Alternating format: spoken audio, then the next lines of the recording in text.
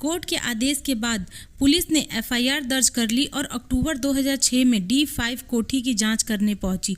सब कुछ देखा लेकिन कुछ क्लू हासिल नहीं कर सकी। दिसंबर 2006 में कुछ ऐसा हुआ कि देश आज भी नहीं भूल पाया। आगे की कहानी से पहले कोठी और नौकर के बारे में जान लीजिए। मोनिंदर सिंह पंढेर पंजाब का था।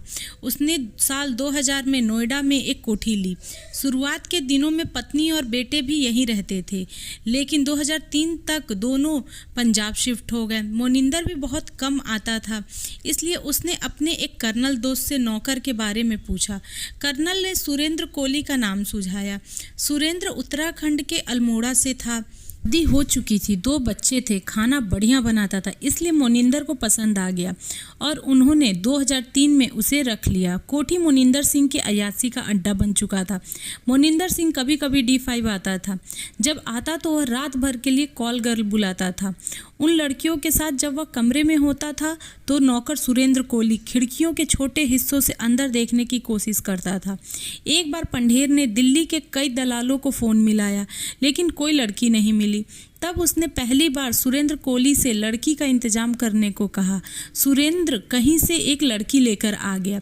सुबह जब पंढेर चला गया तो कोहली ने लड़की के साथ सेक्स की चाहत दिखाई। लड़की ने हंसते हुए कहा, तुमसे नहीं हो पाएगा। इस बात से कोहली को इतना गुस्सा आया कि उसने लड़की की गला दबाकर हत्या कर दी।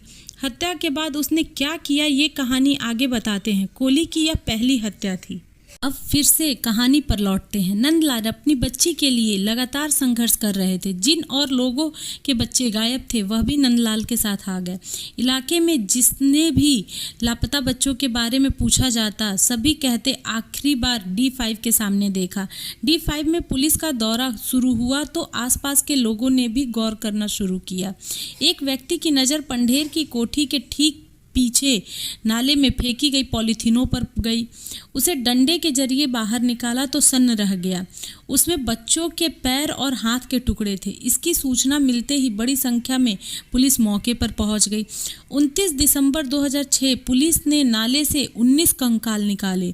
सभी में बच्चों और लड़कियों की हड्डियां और कुछ मांस के टुकड़े थे। पुलिस के सभी बड़े अधिकारी मौके पर पहुंचे। मोनिंदर सिंह पंढेर और सुरेंद्र कोहली को उसी दिन गिरफ्तार कर लिया गया। केस में CBI लग गई। 30 दिसंबर को एक बार फिर से नाले में लोग उतरे तो उन्हें 40 ऐसे पैकेट मिले जिसमें सिर्फ मानव के अंग भरे थे। अजीब ये कि किसी में भी गर्दन से लेकर पेट तक का हिस्सा नहीं था।